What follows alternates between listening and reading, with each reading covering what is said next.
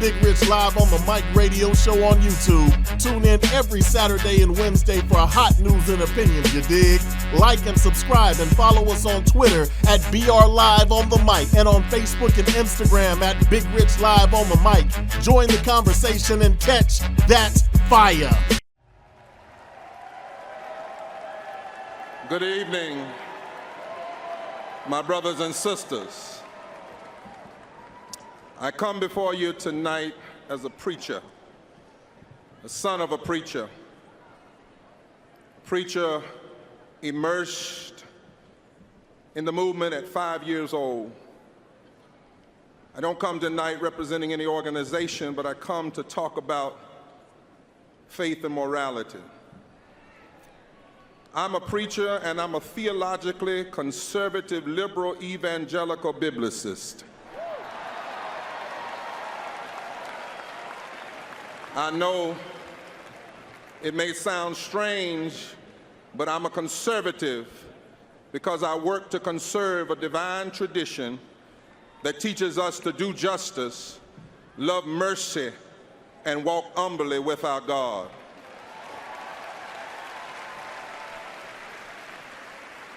I've had the privilege of traveling the country with the Reverend Dr. James Forbes and Reverend Dr. Tracy Blackman and Sister Simone Campbell as we are working together in the revival and calling for a moral revolution of values.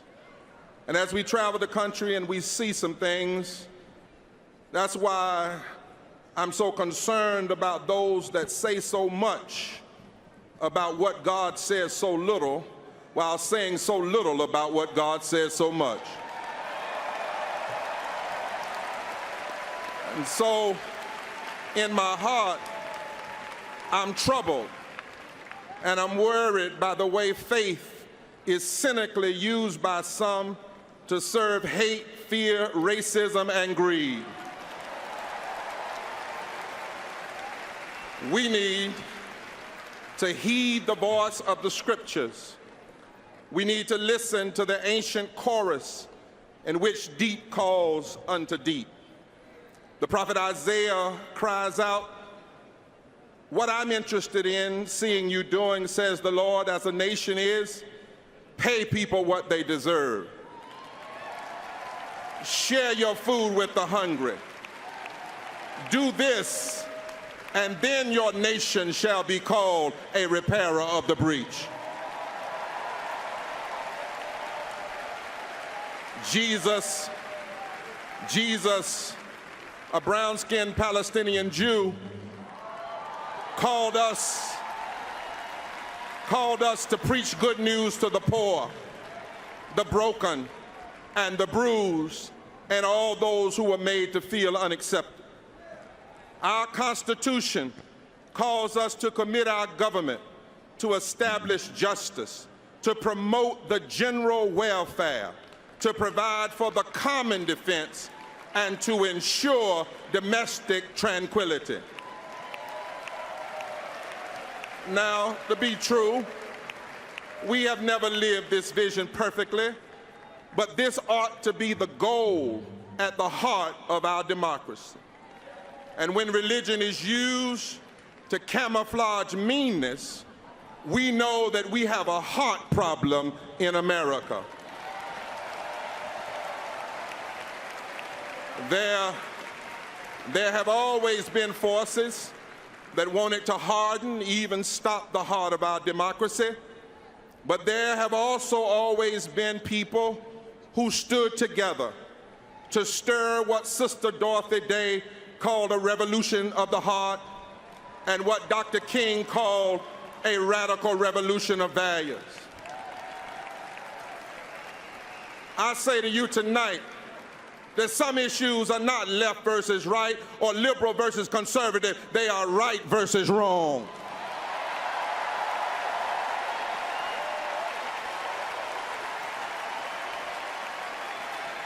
We need to embrace our deepest moral values and push for a revival of the heart of our democracy.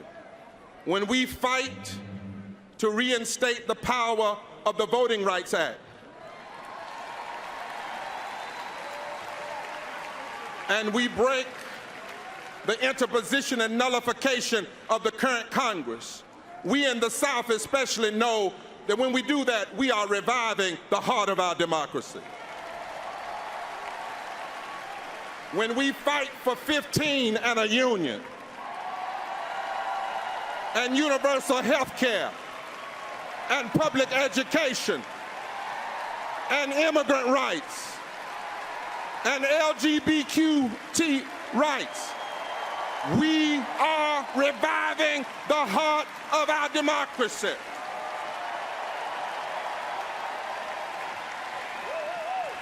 When we develop tax and trade policies that no longer funnel our prosperity to the wealthy few, we are reviving the heart of our democracy. When we hear the legitimate discontent of Black Lives Matter, and we come together to renew justice in our criminal justice system, we are embracing our deepest moral values and reviving the heart of our democracy.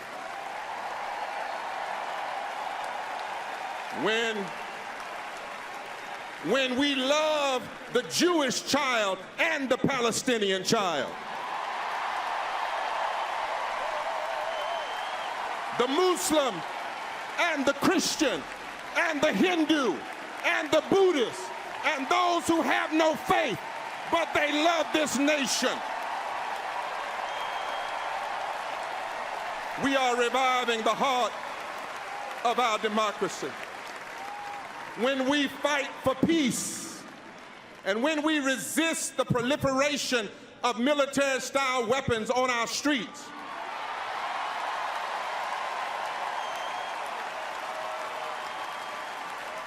and when we stand against the anti-democratic stronghold of the NRA, we are reviving the heart of our democracy.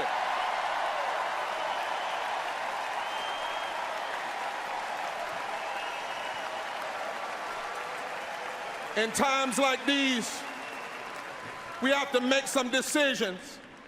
And I might not normally be here as a preacher and an individual, but when I hear Hillary's voices and positions, I hear and I know that she is working to embrace our deepest moral values, and we should embrace her. But let me be clear. Let me be clear that she nor any person can do it alone. The watchword of this democracy and the watchword of faith is we. The heart of our democracy is on the line this November and beyond. Now, my friends, they tell me that when the heart is in danger, somebody has to call an emergency code. And somebody with a good heart will bring a defibrillator to work on a bad heart. Because it's possible to shock a bad heart and revive the pulse.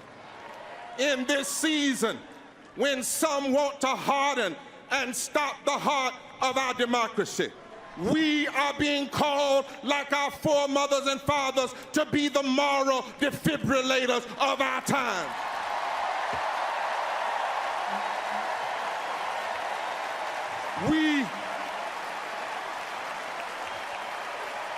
We must shock this nation with the power of love. We must shock this nation with the power of mercy. We must shock this nation and fight for justice for all. We can't give up on the heart of our democracy, not now, not ever.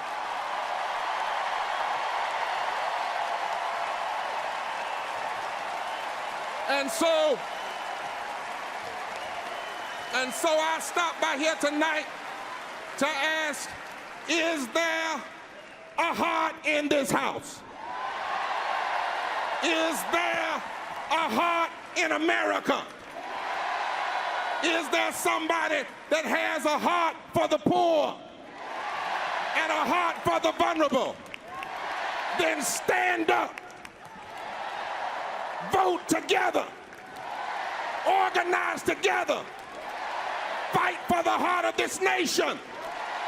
And while you're fighting, sing that old hymn, revive us again, fill each heart with thy love. May each soul be rekindled with fire from above. Hallelujah, thine the glory.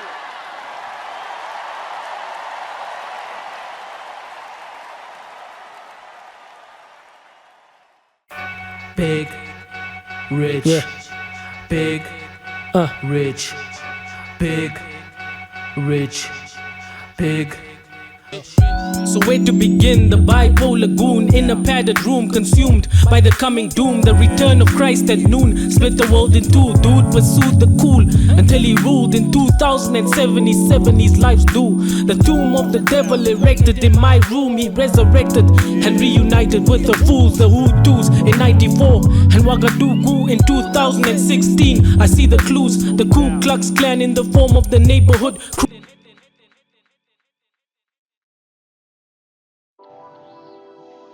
What's good, people? Big Rich here, Big Rich live on the Mike Radio Show here on YouTube. Good morning, good evening, good night, wherever you are in this world, whatever time zone you are. I reach out and I say, what's good with you? Thanks for joining us. Here we are again. Started this weekend. I think it's one of the last weekends before the kids go back to school. So I know the parents, at least most of them, are out there doing what they need to do to get their kids ready to go to school. And shouts out to all of you parents that are doing what you need to do, doing it big, doing it right. Get them kids off to school and get them ready for another year of learning. But always remember, just because they're going to school, just because they're learning in school does not alleviate you or us from teaching. You know, you can't put that all on the teachers, the school, the Board of Education. We've broken that down.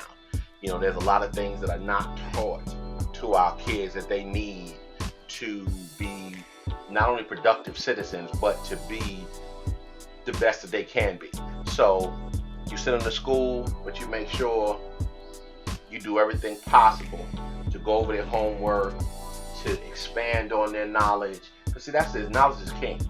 You know, the dumbest person or the dumbest people on on this earth, in the United States, in your neighborhood, in your church, on your block, in your building, are the people who don't seek knowledge. The overwhelmingly majority of people who really do things and move as a shakers, those are the people who are the caretakers of knowledge.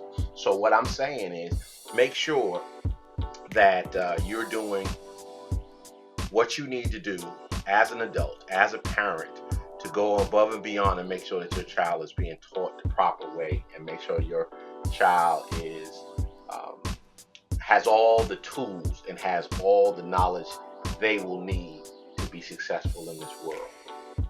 So what I also like to say is that we're supposed to have some guests, but because of scheduling conflicts and stuff like that, you know, things happen. You know, everybody got full-time jobs and stuff. So I'm gonna be riding solo today, but they will be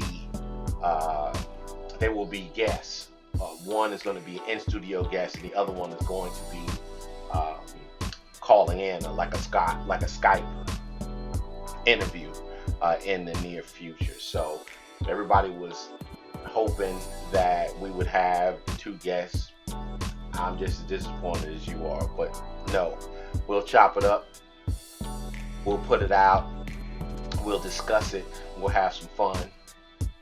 And everything that they would contribute will be great.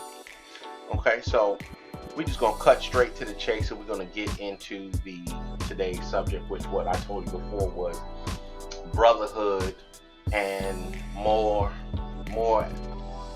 as it refers to men in the home. I think I'm gonna go ahead and break the brotherhood. I'm going to put that to the side, because the reason I want to do that is I want to have that conversation with the guest. So I'm going to sort of strategically or surgically cut that out of today's conversation. We're just going to talk about the need for the man in the home. If you look at things, just look at over history, a family has routinely been headed by a man, but we know with social issues, mass incarceration, some deadbeat dudes and stuff like that, that always has not been the case. Everybody who knows me knows that I was raised in a single parent household, by my mom with my brother and my sister. So it's been going on for a while. So I don't even know if I can actually say that the men being the head of the household is the norm. I don't know. I don't know anymore. I mean, like I said, let me see. When I was 7, okay, I'm 48 now, so that's 41 years ago. So you got to think about that. 41 years ago, that's not an anomaly. 41 years or something. That's more like a tradition.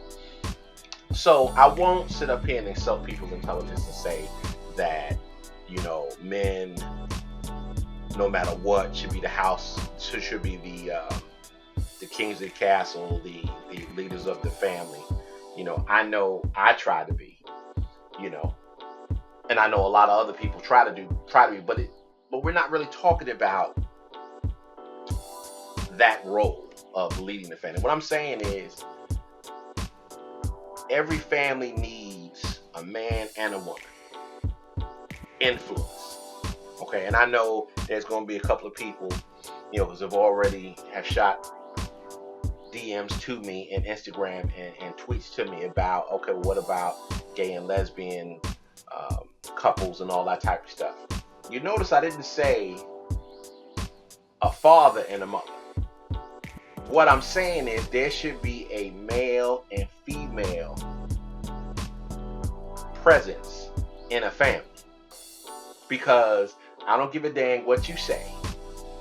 Me, as a man, I can't teach my daughter how to be a woman. I can teach my daughter how I would like a woman to be. I can teach my daughter how to look at and decipher through the bull crap that men put out. But I can't teach her how to be a woman. I can't teach her, what, tampons and menstrual cycles and how you deal with that emotionally. I can't do that. I can't. Because why? Because I'm not a woman. I'm very intelligent. I'm college educated, but that don't mean nothing. What does that mean? That doesn't mean anything. And I'm going to piss off some of my ladies, but y'all can't teach a boy how to be a man. You can teach him, a la your son, you can teach him how to treat a woman. You can teach him how you feel that a man should be when they are out in the world, but you can't teach that person to be a man. No more than anyone else can teach a lion cub how to be a lion, or a monkey on how to be an alpha male, or so on and so forth. I mean, we can take a stab at it. We can do the best we can, but the fact of the matter is, because we are different, because I'm not a woman, I can't teach my daughter how to be a woman. And if you're not a man, you can't teach your son how to be a man. But see, for some reason, we've gone to the point of, I don't need no man. Let me tell you something. One of the worst things that bothers me, one of the worst things that bothers me, or should I say, what bothers me the worst? Is that even? I don't know. But what bothers me the most is when you see people, mostly women, on Instagram, on Facebook, on Twitter, posting pictures of them and their son, and it's always, well, I don't need no man. Well, you might not need me, the man, but your son needs a man. I can put pictures of me and my daughter on Instagram, on Facebook, on Twitter, and say, I'm cool, I don't need a woman. I might not need a woman, but my daughter needs a woman in her life to learn from. We need to differentiate between the two. And the man that's in your son's life or the woman that's in your daughter's life don't necessarily have to be your mate. It could be an uncle. That's what happened with me. I had 2 uncles who my mom was like, look, I got him this far. I need you to put him over the top. Put him over the top. Because I can't teach him how to be a man. And I think you have a lot of people, men and women, who have had bad relationships either with their baby's mama or their baby's daddy, and now it's like, well, I don't need anybody. I don't want this person to be in my son's or daughter's life. And then who winds up suffering? The child winds up suffering. And I feel that a lot of things that happen in society today is the lack of proper male figures in the home. I feel, and I just don't want to put this with boys needing fathers or boys need male role models. Girls need proper male role models also. Kids need role models. I mean, the saying is your daughter's first boyfriend, if you will, the one that she thinks about or puts everybody else up to, is their dad. You notice if they have a dad who ain't shit, a lot of times they mess with ain't shit fellas. And the same thing, if your dad is it, not saying that you're not going to get attracted to these bad boys that ain't shit and all that type of stuff right there. I'm not saying that. But what I'm saying is, when you do get into a relationship like that, it triggers something in you. And you're looking, well, my dad don't treat me like this. My dad has never treated my mom or treated his girlfriend or whatever like this. So they understand what is supposed to go down. How they are supposed to be treated, how they're supposed to be interacted with. And I feel that we need to really, as men, we need to really take back that position and do everything possible to be the men in that family, whether you want to be messed up with the mama or not. And see, this is from me to men. This is to men. This is the men I'm talking about. If you want to be in your child's life, then you got to do everything you possibly can to do that. You can't let her excuse me. You can't let her dictate you. Now I understand that it takes money to get a lawyer. You don't want to go back and forth and to court and deal with that. And she want to call the police on you, all this old type of nonsense. But what I'll say in that instance is, it wasn't nonsense when you was laying down with her, was it? Even if it was a mistake, like you thought she was on a pill and maybe a condom broke or somebody was lying about something. But like I tell my boys, when a man and a woman have sexual intercourse and a man ejaculates inside a woman, the rule is that she gets pregnant. That's the rule.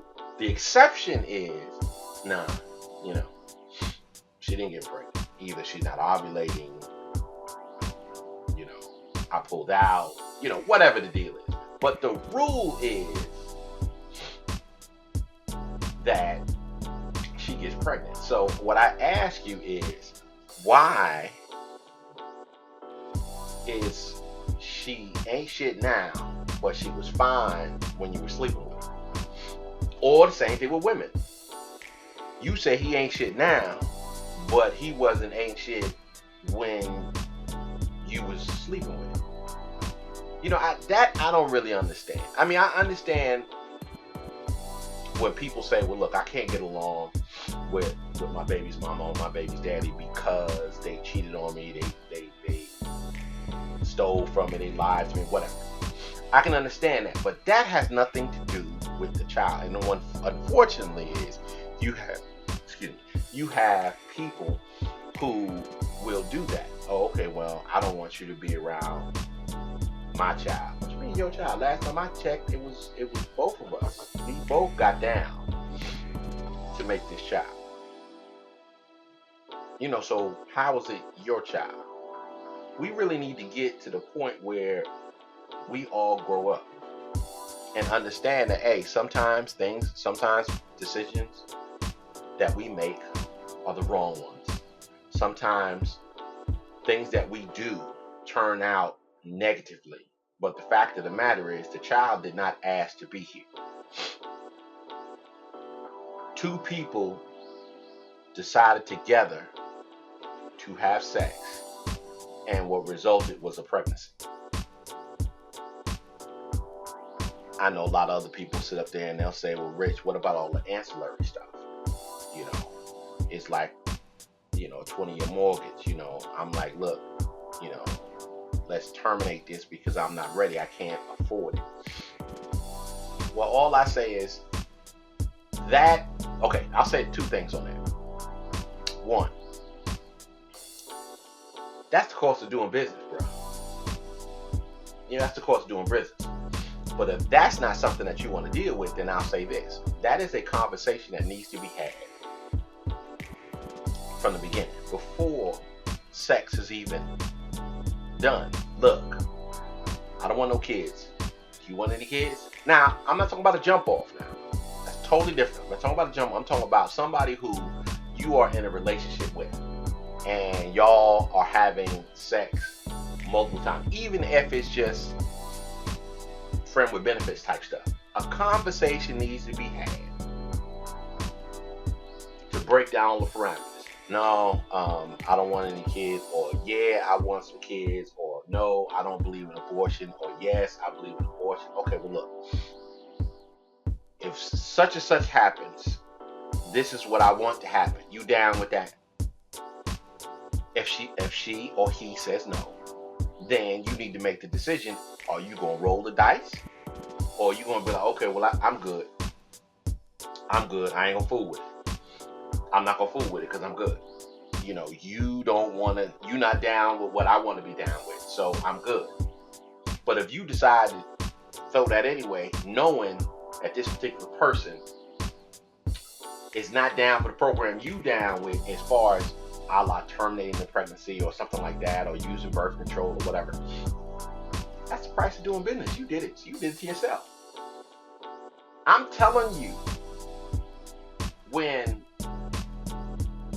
I broke up with my wife, okay, I was single 10 years maybe, something like that, something around there. And I would have those conversations with women who I was with. You know, we would have those conversations. Look, I don't want no more kids. I have one. You know, at that time, she was 14, 15, that type of stuff right there, 16, 17. I never wanted to be that parent that was 80 and got an 18-year-old. You think about it. With my age now, if I was to get my lady pregnant, right, it would take 9 months for her to give birth. I'm 49. You add 18 years to that, I'm damn near 70. What am I going to do with my child? Really? What am I going to do with that? So we done went off on a little tangent. So we're going to get back to that, because I know I've gotten a lot of emails about that. we have these discussions on Twitter and stuff like that. So we'll get back on that. But we just basically talking about the role. I have friends who have kids, female friends that have kids, and they have really no male role model, in their kids' lives. No male present at all. And I tell them, I was like, let me tell you something.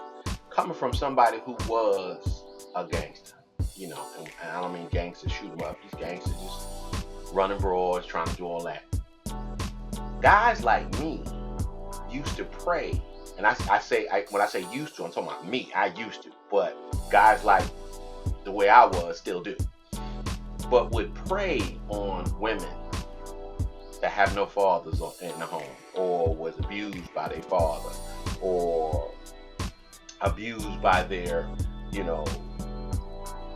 boyfriend, the mom's boyfriend or uncle or something like that. And you might say, Dad, that's wrong. And it's wrong. But what you would do is you'd be like, okay, well, I'll be that male figure. I'll be that daddy figure. So all I got to do is be nice, be attentive, and then that person's going to look and be like, dang, this is what I'm looking for. And then once you got them hooked, just like any fish, you club them upside the head and you do whatever you want to do. So what I used to tell them was, to alleviate that, you need a positive male role model in their lives when they're young, so they can then know what a good man looks like, know what a good man is supposed to act like, know what a good man is supposed to say to them, how they're supposed to treat them, all of that type of stuff right there. So when they get out into the world, because it's hard out here in the streets, when they get out here in the world, they have a foundation. They have a foundation of what it's supposed to be. And it is up to men, us, you, to make sure that they have positive role models in their lives, and to understand that what we do can mean a whole lot, good and bad. It's powerful. To be a man in a child's life is powerful, more than what you would ever think. Because anybody who's ever heard the other 16 shows off and on, I would say that my mom was everything for me. She was everything for my brother. She was everything for my sister. But there are still times in my life where not having my father in my life has affected. You follow what I'm saying? It's when you know, because I didn't really know that I was missing out on anything. It wasn't until after I went to the military, and we're in the barracks, and everybody's talking about what they did with their dad. My dad took me fishing. My dad took me to football practice. My dad taught me this. And they would look at me, they'd be like, what you and your dad do? I'd be like, me and my dad really didn't do too much anything. I said, but my mom took me to Little League practice. My mom made sure that I had guitar lessons, other musical lessons. My mom was the one who told me about the birds and the bees and stuff like that. So it wasn't until I got older and left before I realized that I ever missed anything. It's just different. It is different. If you're a man and your mom teaches you things and your dad teaches you the same thing, let's just say your mom teaches you the best she can to teach you to be a man. What being a man means, what does it look like, what does it feel like. But right after that, your dad tells you. It means different. It means a little bit more. It's different. Why? Because you're looking at that man and you're like, that man, my dad, my uncle, my stepdad is where I want to be, so I can move. Same thing with women. You have to give your daughters, your sons, positive role models, positive influence, not only of the father, in this case who was the daughter, but the mother also. So this goes for guys, and there are plenty of males out here that are raising their daughters, by themselves and stuff like that, either through a divorce or, some type of tragedy where the mom is no longer alive or anything like that. They got to realize that, and I think a lot of them, especially when I talk to them, a lot of them realize that, said, I know that I have to have that. And they reach out and they try to find that, and I feel that on the opposite spectrum, a lot of women don't do that. But if you probably put all the numbers together, it's probably the same. It's just that there's a lot more women who are single parents than men. So if you go with averages, it's probably the same. So I'm not picking and jumping on women who are single parents and single moms and stuff like that. I just try to give you just a different perspective, and let you understand, okay, I understand. Your baby daddy ain't shit. I understand that. Okay, well, is he the only man? Really? I mean, is he the only man that you have access to that could be that positive role model, that male role model? Really? I don't believe that. I really don't. Now, for those who say, well, look, I just don't bring around a whole lot of people around my daughter, around my son. I understand that. I was that way, and I'm still that way. I'm still that way. I'm very guarded on who I allow in my daughter's life. Very guarded. And I do that for a reason. But you can't close them off to think that you're the only person they need. Because let me tell you something. This is what I'll say on this end. If what people think that they are the only people, man or woman, that their sons, daughters, their kids as a whole need, then why do you need two people to have a baby? Now, all you people want to sit there and be like, oh, well, you could be artificially inseminated. Get the heck out of here. Nobody talking about that bullcrap. And still, okay, granted, you don't need the physical man, but you need the physical sperm, so you still need a man and a woman. That means something. That means something. If you need a man and a woman to procreate, then that should mean, if you're using common sense, that should mean you need a man and a woman to raise them kids.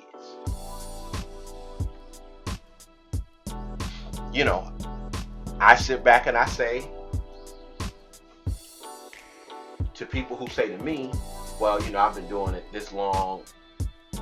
I've been raised by the best. I've had conversations with the best. Me, just like probably millions of other men and women, think their mom's the best mom ever created by God. Flaws and all. But I've had conversations with her before she passed, God rest her soul. And she would tell me things. She was like, I can't do it on. Never thought that I could. But I wasn't just going to put you in anybody's hands. I wasn't going to open up your mind and subject you to people who I didn't feel that was worth a damn. But I always knew that I couldn't do it by myself. And again, I still have issues. I talk to my daughter all the time and I ask her, do you think I failed on this? Where have I let you down? And, it's always, Dad, you're the best, this, that, the third. But you know that you've done certain things that maybe you shouldn't have, or you wasn't here for that, or you didn't really give the proper response for that. But that goes with, we're all humans. We're all humans. Everybody is a human being, so we all fallible. We all make mistakes. But self-inflicted wounds, what I mean by that is when you purposely stop people from being in your kids' lives, especially men, when you are under this illusion, because that's exactly what it is, an illusion, that you don't need a man and that your son or daughter don't need their dad in their life, don't need a man's influence in their life, that's an illusion. That's an illusion. It was so funny. A female taught me this when I was in college. She's like, Rich, you know what bothers me? She said, what bothers me about women is women will sit around and complain that there are no good men, but they forget who raised them. And usually, a lot of the times when the women who are complaining they can't find no men are single moms who raising their sons to be just like the men that they say ain't shit. And again, I know it sounds like I might be jumping on women, because I'm not. I'm just using that as an analogy because I've already said, I mean, anybody worth a damn will agree that there are more single moms than there are single dads, parents, as far as raising the kids, So when you sit back and you think about that, who raised them? T.K. Kirkland is, his mantra. Who raised you? It's the truth. Who raising these kids? If your son is still living in your house and he's in his 30s, it's an issue. Unless he's sick, injured, lost his job, something like that, need to get on his feet a little bit. I'm talking about continuous. I'm talking about a continuous person. That don't necessarily happen if there's a man in the house. It just doesn't. It just doesn't. Not the norm. Now, there's always exceptions. I'm talking about the norm here. I'm talking about the average. That usually doesn't happen if there's a man in the house. And I ain't talking about no ain't shit man. I'm talking about somebody who's out there busting their behind, bringing home the bacon so you can fry it up, kicking in, okay, here's my paycheck, boom, I'm kicking in my portion. Your paycheck, you kicking your portion, we do this together. I'm talking about them dudes. Those type of men. It usually don't happen where, I don't care if it's a boy or a girl. Now I know it's different for a girl because you don't want to put your daughter out, out in the street like you would put your son out in the street, But I'm just saying, that usually doesn't happen. If you look at a situation, this is what I'm going to ask you. Just go out in your circle, in your family, your church or whatever, and just look. You got to ask a question, but you just look. I guarantee you that the overwhelming majority of households that still have their kids living with them and they deep in their 20s, not like they going to school, they're in graduate school going for a PhD. And I'm talking about there's people out there, either they're working or not. I guarantee you the overwhelming majority of them are single parent households. And then I'll jump it over there and I'll say a lot of them is mothers, because when you have that, when you have boys, when you have testosterone, see, my thing is this: I don't have a son, but I know that the only one having sex in my house is me, so unless you got your own stuff, you out of gas. With me, you just out of gas. Now, I'm going to give you everything you need: knowledge, support, funds, all of that type of stuff. When you dealing with me, you have more than your share. But that's just me. I can't talk for everybody, but I feel that's what you should do. You don't ever turn your back on your kids, but sometimes you got you got shit to get off the pot, son, or child, daughter, whatever. But that comes from having a man in the house in a position that they can do something. Because see, I've never been in this position. I never allowed myself to be put in this position. But I know I've gotten a lot of emails from men that say, look, You know, I moved in with this female and she had kids. And the first thing I do is I cut them all. I said, that's your first problem. My mama used to tell me, God rest her soul, don't you ever move in with no one. I think that a man who moves in with a woman in her house, they got issues. Now, again, because I know what you guys are going to do. I know I'm going to get a whole lot of emails and comments and all that type of stuff. Oh, you don't know what the hell you talk about. You full of shit. No. There are exceptions to every rule. I mean, if I met somebody, if I met a woman, right? And let's just say she was rolling big time. She making 7, 8, figures a year. She just doing big time. She's CEO of company, CFO, COO, whatever, or she's inherited all this type of money, or she just made something which made her millions, sometimes billions of dollars. Okay, obviously, I'm gonna have to move into her house because she making more money than me. I understand that, but you can't move into a woman's house from your mama house. Kind of crap is that? Or you staying with your brother, or you staying with your sister and them, and you move out of their house to move in with a girl and her family.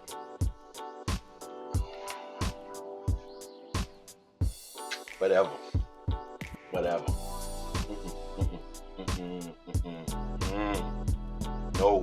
No, it's not happening.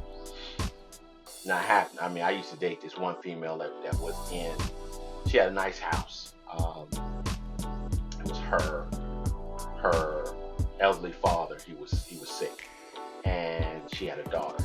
And nice house, real nice house, pool, everything like that. And she was like, well, hey, why do we have to move into another house? Why don't you just come move into my house? And then we ready, when we stacked out chips enough, then we'll go and we'll get a bigger house, a better house, and then it'll be out together. First thing I said was not no, but hell no. So that was the end of the first conversation. Then a couple of months later, it came up again, and she was like, look, I know how you feel, but I really want you here, and it's just best that I stay here because my dad, his illnesses, daughter going to school and all that type of stuff. And I was like, look, the only way that I would even consider it is if I paid my share of the bills. So because I made so much more money than she did, I was like, well, I'll take the mortgage, you could do this. That's something totally different. I'm not talking about that. I'm not talking about if you move into somebody, if you're a man and you move into a lady's house that's already established, and now you kicking in. You kicking in the majority. I'm not talking about that. I'm talking about these clowns that these women let move in.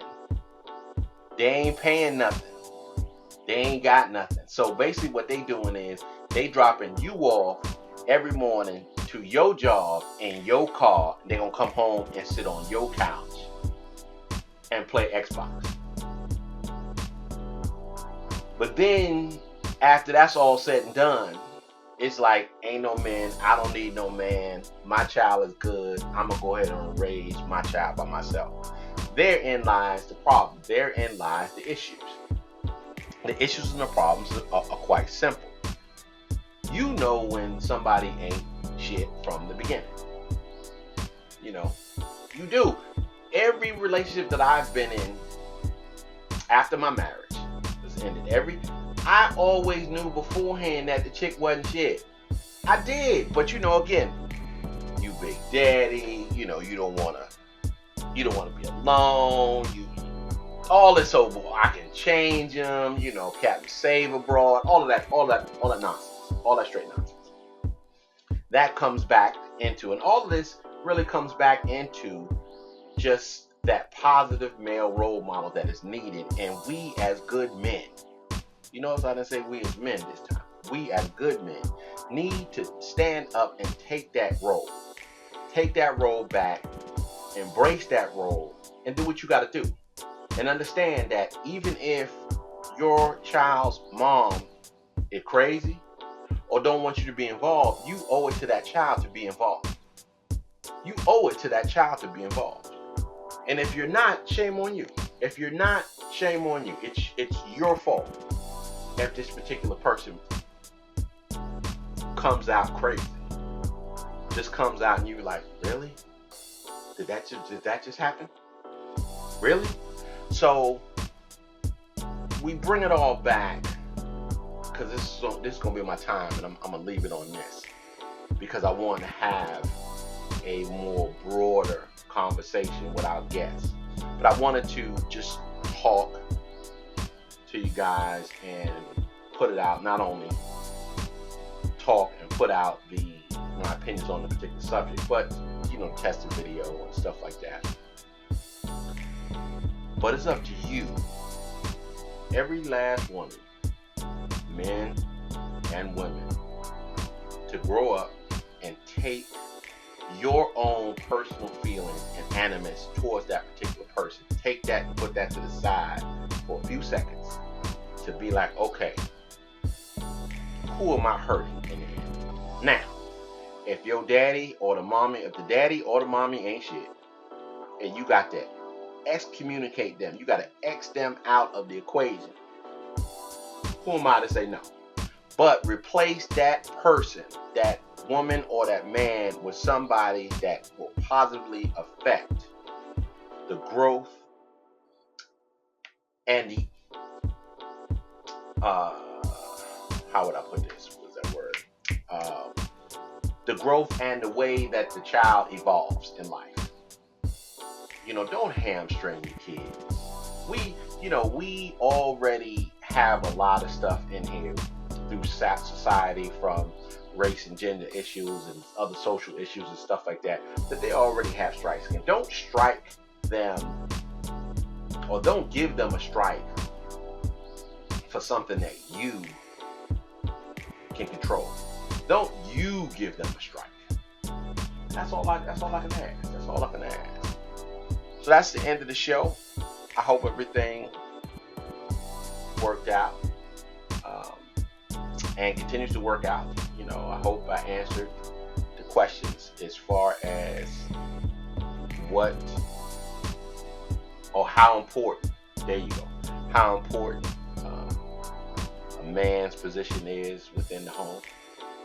And I hope it opens some minds and softens some hearts. And you got to realize that you don't have to be messed up with that particular person, but that is the father of your children. And you owe it to your children. If he worth a damn, but you owe it to your children to keep them in their father's life. And if for some reason the father won't or can't be there has to be a male role model. I don't care if it's your brother.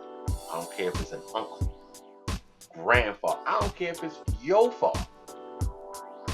They need that male influence on a regular basis. So that's my time. See you on Hump Day. Same time, same channel, different subject.